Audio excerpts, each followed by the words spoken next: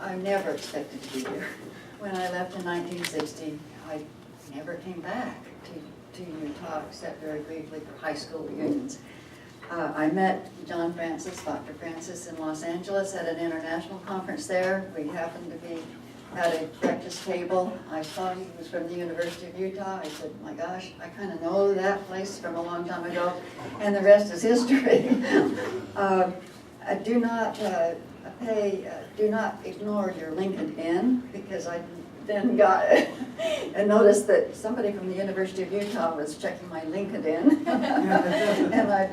and that is a message for all you young people. Do not take that lightly. Your Facebook or your LinkedIn. Everybody is checking it. Nothing can be on there. Please don't. Remember that if you remember nothing else from today. It's a women in politics thing. I'm going to begin with some narrative of my own story, and I am going to apologize a minute because take a minute because I've had eye operation in the last couple of weeks, and both eyes are not together. But this is the first time I haven't had to wear glasses in 40 years. But the eyes are not registered, so I'm going to be like this for a little bit. I was aware when I was in Davis High, raised in Bountiful, Utah, that there was a woman in politics, and that was Margaret Chase Smith from Maine. And maybe you might have heard of her, and you should Google her, do. She was the first woman in the House and the Senate who served in both places. I Googled her a minute this morning. For some reason, I didn't do it earlier, but her name came into my mind this morning. And it reminded me about a couple of things about her. She got into office because she married well. That was those days again, of course. She was in her 30s when she married a person who owned a newspaper, and then he became a House of Representative member. He was much older than she. He died of a heart attack. Then she won his seat, and she stayed in Congress for 40 years. She fought McCarthyism. She was a moderate Republican. Very hard to find today, but they were many then. And she wrote a letter with 6 of her colleagues against McCarthyism. It went into a newspaper, and she was called by McCarthy as Snow White and the Six Dwarfs. Now politics is a blood sport, and always has been, and that was pretty tame, I think, versus what you see today. I ended up working for a member from Maine, and it's a great state. I'm going to tell you a little bit now about myself. In Bountiful, Utah, where I was raised, I was bused to Davis High. That's where I graduated. I remember one woman took geometry. The rest of us all took home ec. We had English. I can't remember much else. I spent a lot of time in the debate team and did fairly well. My family was absolutely against girls going to college. It was total and absolute. I was telling a story that I was reminded of as we were talking this morning before this event. And the high school counselor, I had to see 600 students in that year. I'm sure I got my 2 minutes, and my 2 minutes went this way. Had a folder. What do you think you're interested in? I said,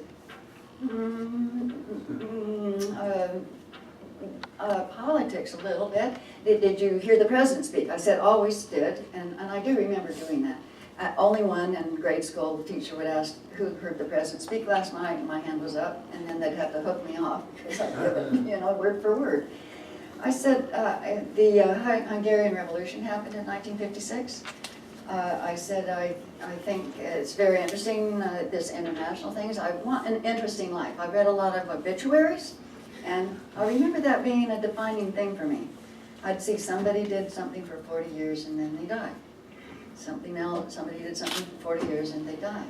And as I was 14 and 15 and 16 reading the obituaries, I thought, I have one life and I hope it's interesting. I want it to be interesting.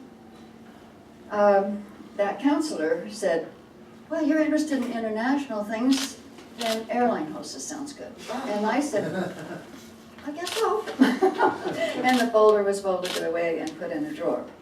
This is not unusual. I graduated from high school in '56. I worked a year at the telephone company. Margaret Chase Smith did too, for a year. after she graduated from high school. And I watched my friends go to college. And some women did, not many, but most went to Brigham Young and Utah State. But some went to the U. I wanted to go to the U. I heard it was harder, more serious. And for some reason, that appealed to me. And then I heard about one could live on campus. This is cool. And I didn't know how I was going to pay for it, but I had saved my money every quarter. A quarter an hour was the minimum wage at one point. $1 an hour was when I was going to school. I got into Central Hall, which was the Fort Douglas hospital, former hospital. There were 50 girls there. I ended up the president of that little dorm. I went to the cancer research building, which was 3 blocks away. There was no medical school there at the time, but there was research going on. I went from door to door, lab to lab. I will do anything I need to work to pay for my way. And the second time round, 2 doctors took me in, and it turned out someone from my high school, the one who took geometry, was working in that lab. And Dr. Smith and Dr. Bryson took me in, and they trained me at the bench. It was not washing dishes, it was training me at the bench. I had no chemistry, I had nothing. I was with them the 3 years that I was an undergraduate at the University of Utah. I worked my way through with them. And there's a point to telling you their names. Through your life, you'll find mentors. Be one. Because they helped change my life. Now, in those days, I took 1 quarter. My first quarter was in political science. And J.D. Williams taught that class. It was one of those electives that you had to take under certain categories. Oh, well, I'll get rid of these electives. And I'll take political science, whatever that is. And something went on there. Now, I'm not one who ever then, or through my high school, through my college undergrad years, I sat on the back row. I never exchanged. I never asked a question. I never went up to professors afterwards, before or after. Never engaged. Totally intimidated. Really quite frightened, but determined to hang in there and keep working. But there was something about that political science class. I remember talking about, he was talking about the Prince, Machiavellian, some politics, but the political science department in that day, please understand how good you got it. We had no mentor program, not a great smattering of classes to take. I took history of Russia, the history of China. I memorized my way through these things. I finished in 3 years, not by taking summer classes, but by piling on 28 units in a quarter. Because you could do it not online, because we didn't have that then, but by written stuff. And I can tell you that that is not a way to learn. You memorize your way through those tests as well. But I staggered through and got out in 1960. Now women in those days could not be in the Foreign Service and marry. That was no career alternative then, was it? I didn't even consider it. I didn't know about politics really. My life was Central Hall, medical school, and minoring in biology, so I was down at the park building area, and walking the golf course and that triangle every day, never missing a class, every day. It was not off the campus. I really didn't have much time for newspapers then either. So I went on in medical research, and one of those doctors at the medical school said, why don't you do work in the lab at University of Southern Cal? They knew somebody in the medical school, and I went there and I got great training. And while that was happening, I had signed up, oddly enough, for the FBI crime lab in Washington. It took a year for that clearance to come through, and when it did, I drove alone across country to Washington during Hoover's time, and worked in the lab with the little white coat, and I listened to the agents talk about the embassies that they had taped the night before. They tapping the embassies. Does this ring a bell today? This is well known. You know, when I went in the Foreign Service later, I knew that we were being tapped, and our homes were being tapped. But it was not unusual to me. All of the community, international community, does it. Hoover would come to the lab, and then you'd think the agents would, wet their pants, because he would fire people on the spot. And he would order things to be done politically to people. I got involved. I was taught how to not only work the chemistry, but of ink and paper composition, but I was taught how to tell handwriting forgeries, oddly enough. And that's the one thing about government work. There's a little thing there too, the second thing. And so I could identify that this person is trying to camouflage their handwriting in this letter to a pretty girl who they want to undress in front of a window at 2 o'clock on Tuesday night, or he was going to get the baby brother going to public school somewhere in New York. At bank robbers, put the note across. They scooped, but the note is kept, and then they do it again and again, and they may find somebody, and I caught 3 idents in 1 week, and nobody had caught them for years. And I was given bonuses and blah, blah. But women could not be agents in those days. There was no future. You paid half of what the medical research lab did. And I enjoyed it, but I was the 5th person, girl, and I had the couch, and they had the 2 bedrooms. So after a year, I had seen Stanford campus on a rainy day. While I was working in LA, I had driven to San Francisco. What's this University Avenue? What's that? And I drove around that campus, and it was on my mind. And I drove back across country after that year at the FBI crime lab. Went to the medical school. Great. For not participating in class. I was brave when I was desperate. And the first day was offered a job in charge of a medical research lab. And waiting for a professor to come from England who was on sabbatical for 9 months.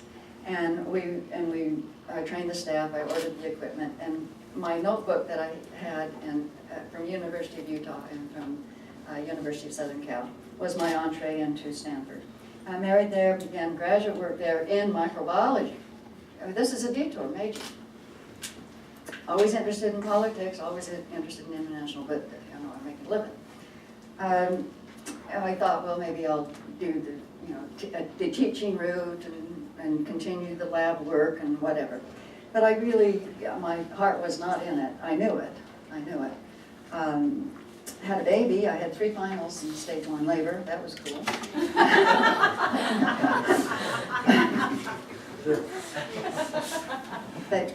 My fellow students would bring the test, and I'd take them at home, and then I had one in the hospital after the baby. And then 2 weeks later, full-time student again. Everybody was saying, why don't you delay your studies a year? I said, never. You don't stop.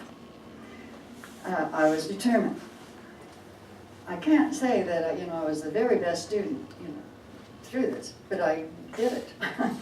And a major thing happened in personal life, and after 7 years of marriage, and I was a single mom, and it was a major junction at decision-making time. And I gave it great thought, and I said, I'm going to take on Washington. I drove with a 4 or 5-year-old across country, and we ended up in Washington, and I went door to door on Capitol Hill. And I was asked, whatever, this experience prompted the question, how fast can you type? Which was the question every woman was asked in those days. I had majored in high school in shorthand type, so I did type fast. And I had worked while I was in high school for insurance companies doing shorthand type and cleaning people's houses and their yards. Now, there's another mentor there, somebody from Congressional Research Service. The second time I met him, and then I called him a week later, as you're supposed to when you make contact with somebody, anybody that will talk to you. And he said, we can't have somebody like you wandering the halls. You'll work here until you find that job that you want in congressional office. And I worked so then in the Library of Congress, Congressional Research Service, right next door to the Supreme Court. So I would take a little time off, and I'd scoot over the bushes, and I'd go see Supreme Court briefings. I was totally now Washington, and on my feet. I ended up working for a congressman from New Jersey. He was a Democrat. I worked for both parties. He had been a judge. He was a fine member. He was head of a committee.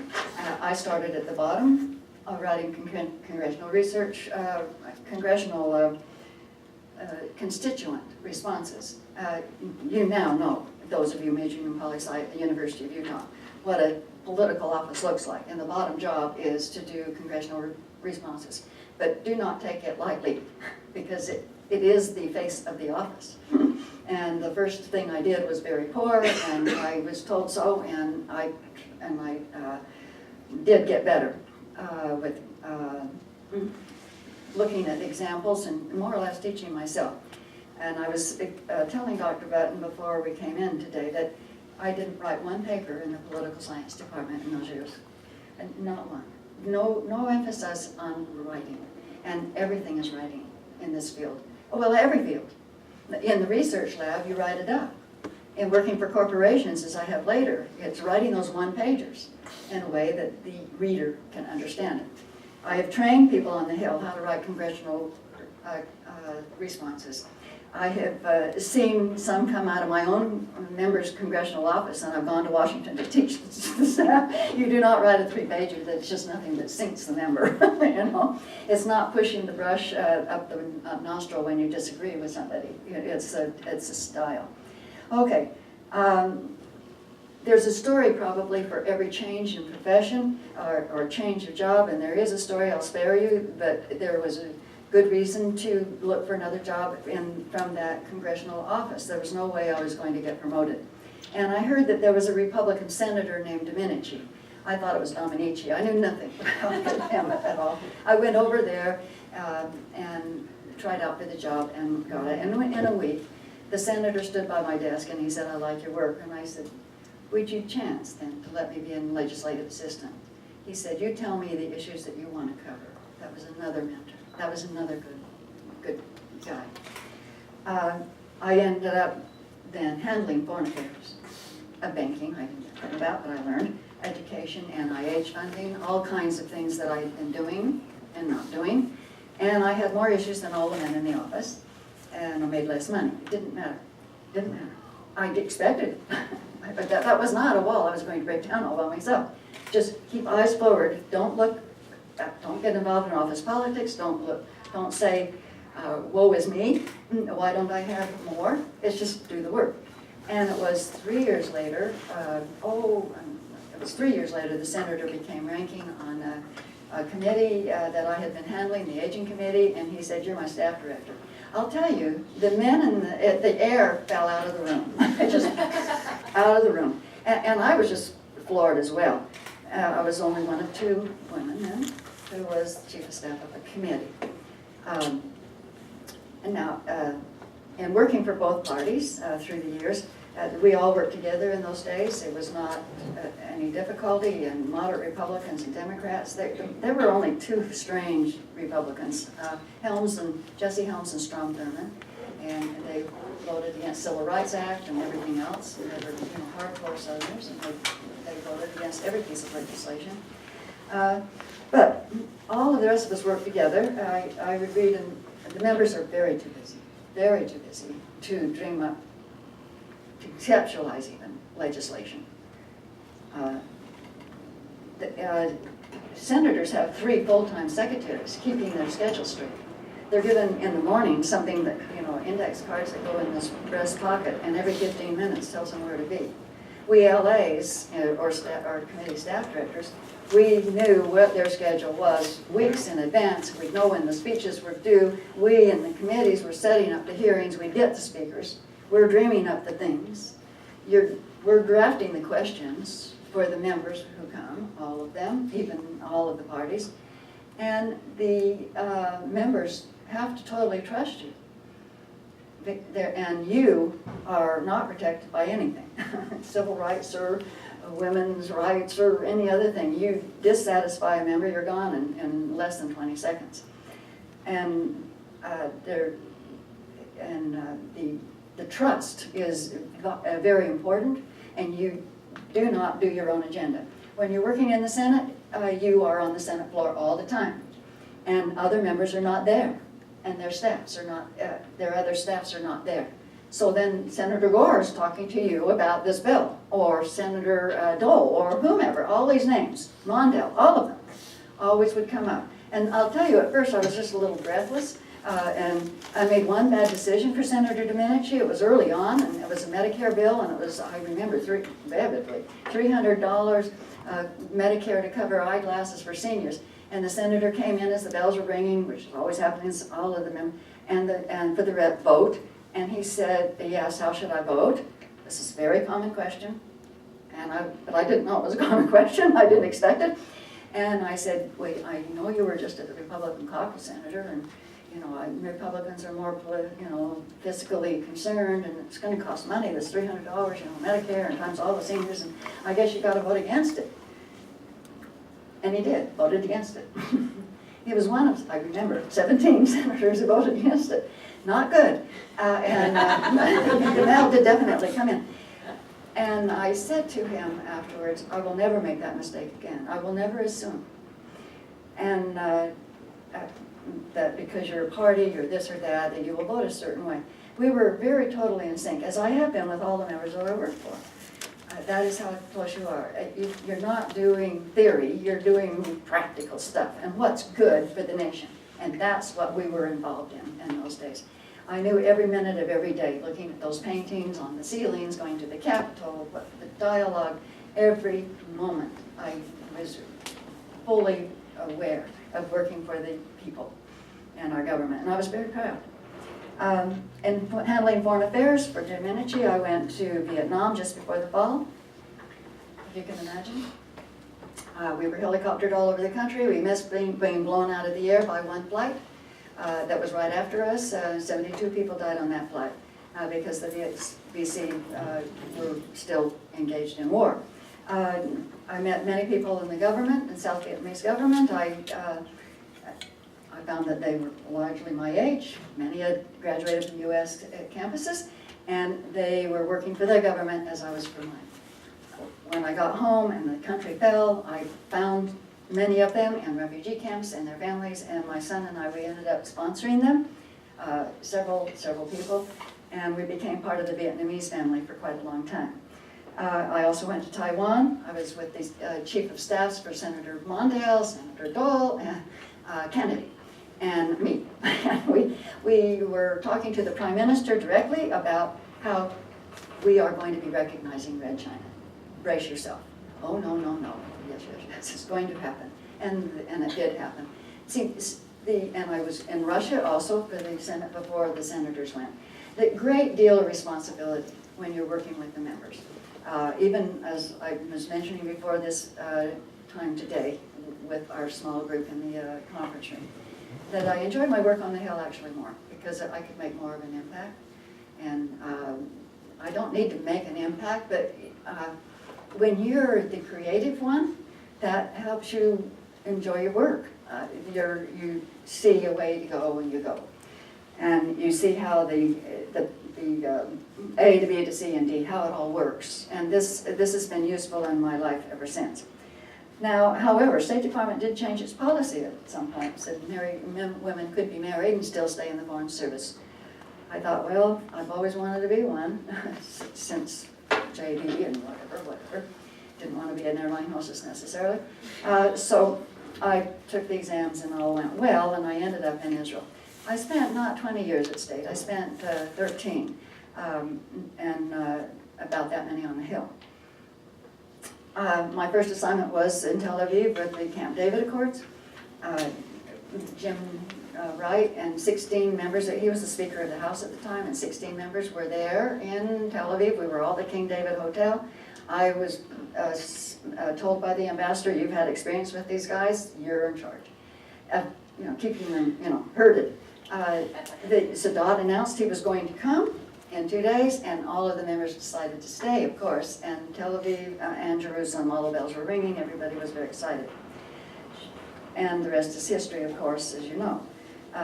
Part of the Camp David process was that Jimmy Carter, the president, came. It was a three-ring circus, I can tell you that. The embassies are torn upside down, and you have many local employees working very hard.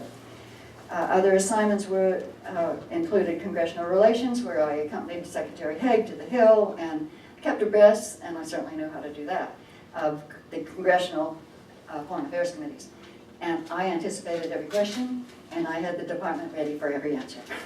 And I got letters of commendation you can't believe, because I never missed a trick. And no one else from State Department had the Hill experience. All of those in congressional relations had not that experience. I also then, you know, in 2 and 3 years you have to move to other assignments. I was the head of the Office for Anti-Narcotic Matters. How interesting is all of this? Was I wanting interesting work, you know, my teenage years, wanting interesting? I ended up that, the State Department has a big project at that time on international narcotic matters. I had the whole office for South Asia, the Middle East, and Africa. I was in Northwest Frontier Province, right up there in Peshawar near Abbottabad, where bin Laden was killed, sitting on rocks, really, in the Northwest Frontier Province, with Pakistani soldiers with guns at the ready, and their machine guns and the trucks, negotiating with the tribal leaders. You know, State Department does this, will you do that? Will you not grow something if we give you a water pipe? Well, I remember one such foyer of this. One of the tribal leaders said, yeah, you State Department put in State Department in that region over there, and now they grow blah, blah, blah besides poppy, but it doesn't make any money. But we've never grown poppy before, but now we are. We sure want that water pipe too. And how about a road and a medical center and all of that? What a bad program. And in India, they were tilting a lot towards Russia. And I was asked by the department, what can we do to enhance that? And I said, why don't we have a memorandum of understanding with India similar to that which we have in Pakistan? Of course, with a different emphasis, because they grew heroin for the pharmaceutical companies. It was their employees who were leaking it out and trafficking it. And that all happened in 2 months. So there is even a way to move the State Department, you know, inches here and inches there. And then the Intelligence Bureau was great, and it was so interesting. And for someone who talked all the time in these other jobs, it was going through up to 1,000 documents a day. I had Gaddafi and all of the countries, North Africa, the Franco-African countries. Gaddafi was stirring things up here and there. So I would deal with the French in Paris and down in Chad, or Mauritania, the garden spots of the world, or Sudan. What are you going to do, you French? These are your former colonies. Gaddafi's doing X, Y, and Z. This is not our area of influence. What are you going to do? Then I could alert our government and keep, you know, the CIA evaded this and that, doing this and that. Working in the Intelligence Bureau, our reports in the morning summary for the President and the Secretary of State sat side by CIAs. And I would call my counterparts at the agency from time to time. You're seeing what I'm seeing. The conversations, you know, the highest of clearances, the highest. And our take sometimes would be different. No, the French are going to do this now. They're going to, you know, blah, blah. I said, I don't think so. You know, I got this and that reaction from this general and that whomever. And I remember it only because I was always right. Really, it would come down that if I wasn't right, I didn't remember it. It is interesting, the dynamics of the intelligence community at that time, and I'm sure it's ever such more now. Now, through this time, then, and languages, I should say, were not stressed at that time at State Department. When I was in Israel, I wanted to take Hebrew. I took a month of it around the edges, and then I was told, look, everybody here speaks English that you're working with anyway, and we don't have the time for you to do that. And that was pretty much department-wide. All of these governments that we dealt with, people spoke English. And even in these third world countries, the elites who are running the country learn English. They're the ones who go to college and get an education. So State Department had this worry about localitis. You learn too much of that language and get too much involved in that region, and you're always assigned to those countries. You become an apologist for them. You're not objective. And there is something to them, a big something to them.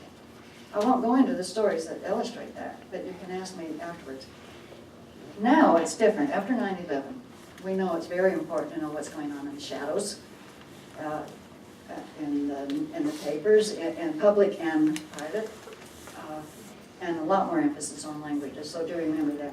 Also remember to take every writing opportunity that you can, because State Department writing is very different than any other writing, and you're graded by it. We all know who drafted what, and there's a clearance process that goes on forever, so sometimes I was the drafter, and 15 people were reviewing it, and sometimes I was the last one of somebody else's draft, because of my position, that I could stop it And a lot more time is spent on things in the State Department than it was on the Hill. In 2 hours we run a speech, because you might have 2 more, coming up in that day, or certainly the week.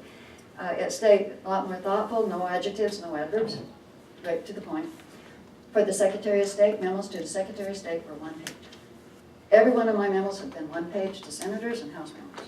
Every one of the documents that I do for companies in San Diego, big companies and small ones, are 1-pagers. Remember that.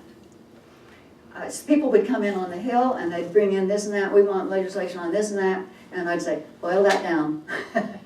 We got lots to do, then just do your work. And you really want that? Let us understand that. And I know you're getting that kind of training here. Let's see, I wanted to make another point here. Oh, I was often the only woman in meetings. Always, all through the whole thing. All on the Senate floor, often the only one. There were very few women members. Very few legislative assistants were women in the hard subjects on civil education. Certainly not chiefs of staff. It's 50-50 now. I know it is. And bravo. Because I married again in Jerusalem, that was cool. Azer Weitzman came to the wedding and the Prime Minister came to our reception. The ambassador put on a lovely do. And my husband's position was very high in the embassy, and he was the direct advisor to President Carter and Defense Secretary Brown on the Camp David Accords. But all that took a toll. And he had a major heart attack in his late 40s, and when we got back to Washington. And he got very depressed, and so he was kind of leaning on me to leave Washington. And I said, I'll do it after I do my years in the government, and if you'll consider California. And he said, okay. And so that was then a move to San Diego. Finally, I took him to different places in California, and he went over the Coronado Bridge, and he said, I give up, and it's because it's a lovely place. Now there I knew actually Washington's lovely, but it's not Washington, and I do grieve for Washington every day. I have ever since I left. I knew no one there. I knew I needed to work. I wanted to work. My need is that I want, I must. And as I met people, and I knew nobody, so I tried to focus on who might be useful and helpful. I ended up meeting the right people, and they kept referring me to 10 more and 10 more, and I never got to the bottom of the list. And in 3 weeks, I was with a newly elected member in the State Assembly, a woman. On the local level, women are in politics and have been for a lot longer. Not on the national level or statewide. And it was very poor pay, but that woman, she went on to be a senator and things like that, and she's told everybody publicly that I helped her understand the legislative process. She knew how to run a campaign, she and her staff, but they didn't know how to write a letter to constituents. You should have seen their letters, they were as bad as my first one. The wire brush up the nose, I disagree with you, up yours. You'd finesse it. I'm so glad to hear from you. Your views are so important. You'd be interested to know, and then you give one line maybe about, if you've been in the press about it already, about another little point of view. Then you get the status of the bill. That goes for a while, and then you thank you again for your time to write, and I hope to hear from you again. Very warm and fuzzy, and then that's the end. You're right. Thank you. Since being in San Diego, I've worked for the San Diego Supercomputer Center, so I worked with the science committees on the Hill and got them their 7% every year, and under the National Science Foundation monies. Booz Allen Hamilton courted me. Dr. Francis wants a question, and maybe you'll give it then at the end. What is the relationship of corporations and Congress? Because I definitely have an answer.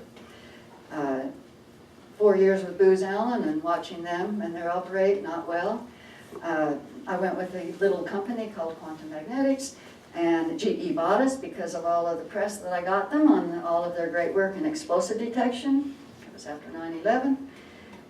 Made our stock options worth something. That was cool. And after GE ruined the company in 2 years, the scientists and I, 90 of us, we left GE and went with our former CEO, a company called Quasar Federal Systems, where I've been for quite a while. During that time of working for those corporations, so I'll end with a little international again, I've taken leave of absences. I've worked for companies that allowed me to do this.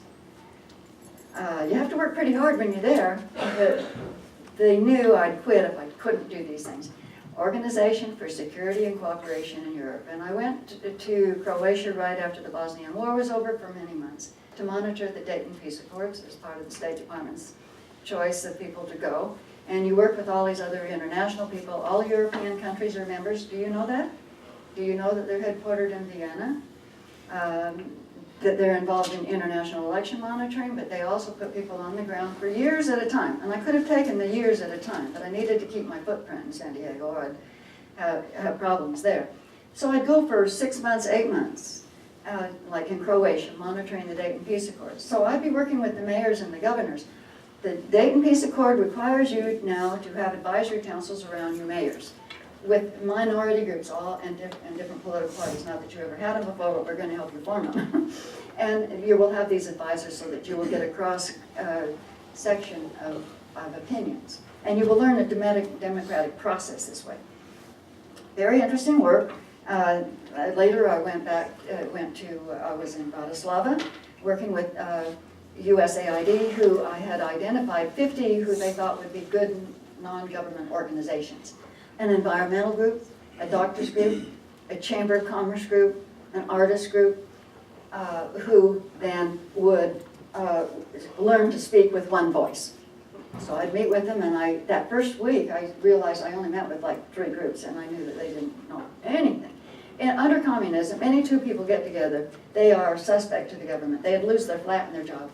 No 2 people could get together. So now here we Western people come in, and we say, oh, you really ought to be forming groups and voting for officers, and we'll rent the building for you and get you computers. Vote? Officers? Oh, and then OSCE said for the elections, a third of your candidates have to be women. I don't know whose eyes were bigger, the men or the women. But the women who did venture out at first were, like nurses or teachers, and they didn't expect to win, and they didn't. But they got stronger through the years, and now some are being elected. But OSCE was trying to change the dynamics. Well, when I saw that these little folks in like Bratislava didn't know what they were doing, I sat down, did nothing for 2 weeks, but wrote a booklet, 28 pages, How to Influence Government Policy. Why you put on a press conference. Here's a checklist, what have refreshment. Know your reporters. Why you write a letter to the editor. How you speak with one voice. But it was a checklist. It was translated into Slovak, and I had 3 PhDs, all underemployed, and we put on workshops through the whole country. Hundreds eventually came, even people from the president's office. It was a threat to the president. That's why he was there. But they were like bees to honey. They wanted to learn. They knew that they didn't know the rules, the game. And they wanted, and they listened and they have gone on their own. I was in Kosovo for 8 months or so. I had no water out of the tap for months at a time. No water, none. The whole town, the whole region had no water. As I drove my armored car between the Serbs and the Kosovars through barbed wire fence, this is all very interesting, to this kid from Davis High. I had my translators with me, and for some reason, then both sides came to trust me, and I could sense that.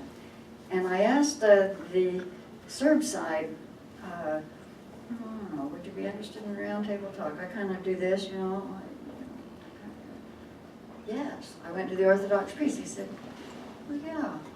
I went to, the other Serb groups of that many up in that region. Yeah. Well, why? As they had nothing to lose. The international community was on the Kosovar side. I went to my lovely Kosovars, who I worked with much more closely, developing political parties and this and that. Would you be interested in a roundtable? And these were people that I'd met with, and I felt a certain trust, even, and a lovely translator, Siad. And hell no, we're not going to have a roundtable. Why would they? They'd be giving up something when they already had the international community on their side. And for some reason at that moment, I thought of, and I said with my mouth, I now know what President Truman faced when, after World War II, he suggested the Marshall Plan and to reconstruct Japan. When you consider all the many thousands, hundreds of thousands of American deaths, times their parents, I went through the whole thing, plus both parents, their brothers and sisters, their aunts and their uncles, teachers. I'll bet there were millions that said, hell no. But Truman did that. And they never, my son has not had to fight the German or Japanese. And they looked at each other, they were judges and doctors. They went around the table and they agreed on the spot. And I went up to OSCE headquarters in Pristina and I said, no, but they're around him. And they said, but OSCE doesn't do roundtables, they monitor and report. Monitor and report. But go ahead. And I brought the UN and we spent 2 months teaching them about, I asked the Serbs, like so many among yourselves, you guys are already, with your representatives, and this is a chance for the future. I asked the K4 general, that the troops keeping these two sides apart in the community, would you have your tanks and your soldiers ready, but in the bushes so we don't see you, just in case things go out of control. and the first thing that a person said around that round table was a Kosovar judge, and he slammed that table again and he said, why are we here? They had agreed that security would be their first issue. That was something interesting.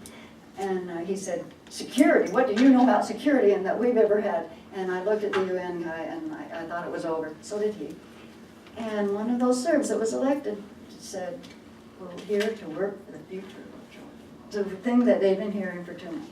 And it went swimmingly well for 2 hours. We went out, the troops brought in food. We went another 2 hours. They decided their next topic would be integrating their kindergarten. It was not Pollyanna. It was not